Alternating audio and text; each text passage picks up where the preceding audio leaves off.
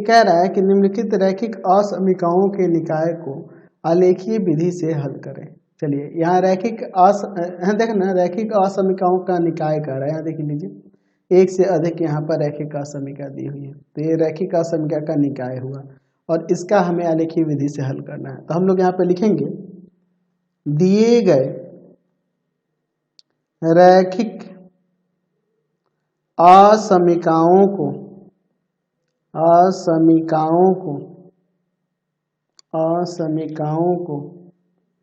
रैखिक असमीकाओं को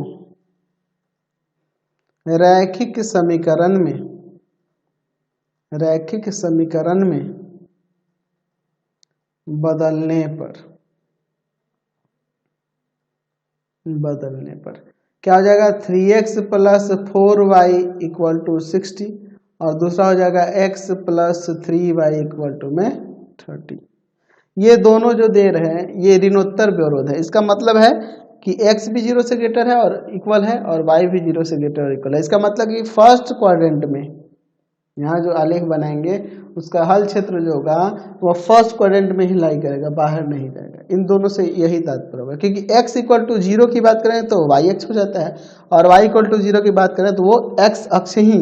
इसका ग्राफ x > 0 = 0 है, तो जब इसे रैखिक समीकरण बदलेंगे यानी x = 0 तो x = 0 यानी y अक्ष और y = 0 यानी कि x अक्ष। तो इसका अलग से हम लोग ग्राफ नहीं खींचने जाएंगे, इसके लिए ही सिर्फ बात करेंगे। हम लोग यहाँ पर दो चार्ट बना लेते हैं इसके लिए, ध्यान से देखिएगा।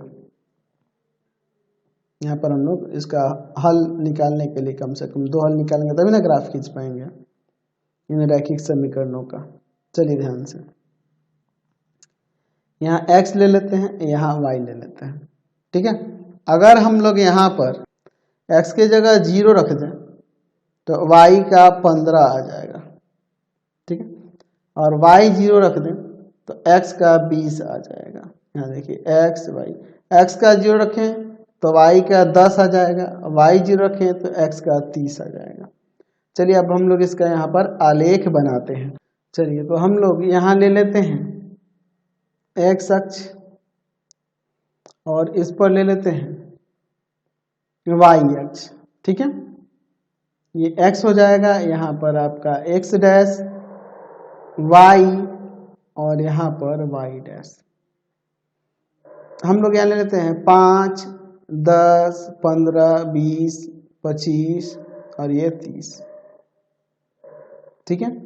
उसी तरह यहाँ भी 5, 10, 15, 20, 25, ऊपर एक और स्टेप जाना चाहिए था, यहाँ पे थोड़ा सा और ऊपर ले लेते हैं, थोड़ा सा और इसको ऊपर कर देते हैं।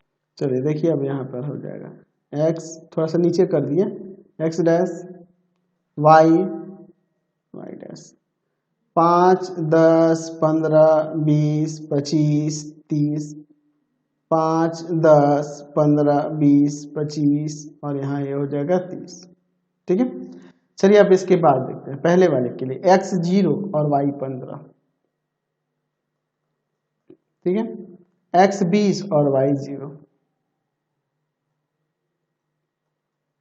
तो इन दोनों से होकर जाने वाली रेखा की बात करेंगे तो वह रेखा हम लोग ऐसे ले जाएंगे, ठीक है। तो ये डॉटेड होगी कि डार्क होगी, तो यहाँ दोनों जगह देख लो, यहाँ लेस देन इक्वल टू, यहाँ भी लेस देन इक्वल टू है, तो दोनों रेखाएं डार्क ही हम लोग खींचेंगे। यह डार्क होगी, इसका समीकरण है 3x + 4y = 60। अच्छा इसके लिए अब चलते हैं x 0 और y 10, ठीक है, x 30 y 0, ठीक है।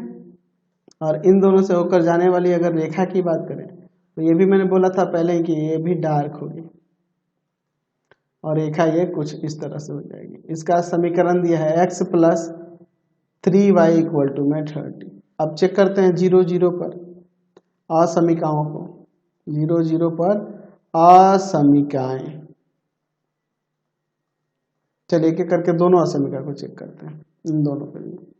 3 × में 0 + 4 × में 0 > 60, यानी कि 0 > 60, ये सत्य है।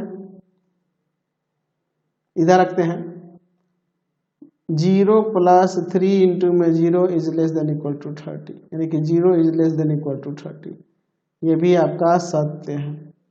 तो दोनों सत्य हो रहा है, दोनों सत्य हो रहा है 0 0 पर, यानी कि इसके तरफ ही इसका हल क्षेत्र होगा, इस रेखा के इधर और इस रेखा के भी इधर, तो दोनों के इन साइड में। और ये भी कह रहा है कि x is greater than 0 and equal to 0 and y is less than y is less than equal to 0, x is greater than equal to 0 and y is greater than और इक्वल टू 0। तो इसके लिए हम लोग अगर आलेख की बात करें तो x अक्ष जो देख रहे हैं, x अक्ष y इक्वल टू 0 का समीकरण होता है और y अक्ष जो होता है x इक्वल टू 0 का समीकरण होता है।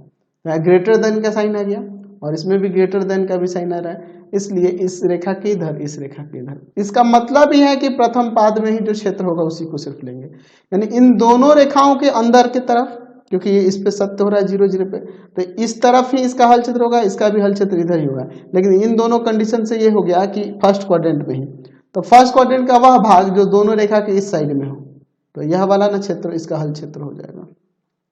इतना ही, ये वाला क्षेत्र हल क्षेत्र दोनों रेखा के इधर है और फर्स्ट क्वाड्रेंट में भी है, तो यही इसका हल क्षेत्र बन के आएगा। समझ गए? चलिए क्वेश्चन